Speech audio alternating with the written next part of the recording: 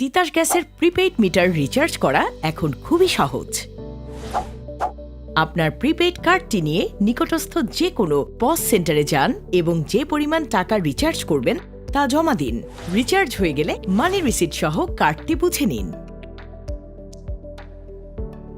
এরপর gas metre recharge করার জন্য মিটারের এ বাটন পরপর 2 বার 1 সেকেন্ডের একটু বেশি সময় চেপে ধরে ছেড়ে দিন।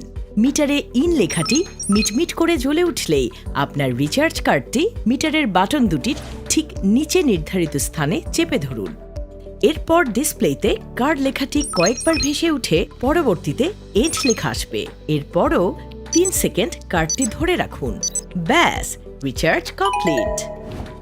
তবে রিচার্জের আগে যদি আপনার ব্যালেন্স শূন্য থাকে সেক্ষেত্রে মিটারে ক্লোজ লেখা থাকবে এবং আপনার গ্যাস প্রবাহ বন্ধ থাকবে। তাই মিটারের বি বাটনটি 5 সেকেন্ড চেপে রাখুন। দেখবেন ক্লোজ এর পরিবর্তে ওপেন লেখা আসবে এবং গ্যাস প্রবাহ পুনরায় চালু হয়ে যাবে। এছাড়াও যে কোনো সময় গ্যাস ফুরিয়ে গেলে তাৎক্ষণিকভাবে 200 টাকা মূল্যের ইমার্জেন্সি গ্যাস ব্যালেন্স গ্রহণ করতে পারবেন। এজন্য ব্যালেন্স শূন্য হয়ে গেলে বি বাটনটি 5 থেকে 6 সেকেন্ড চেপে ধরুন। ডিসপ্লেতে ইসি লেখাটি ভেসে উঠলে এ বাটনটি একবার চাপুন। সঙ্গে সঙ্গে চালু হয়ে যাবে আপনার ইমার্জেন্সি ব্যালেন্স।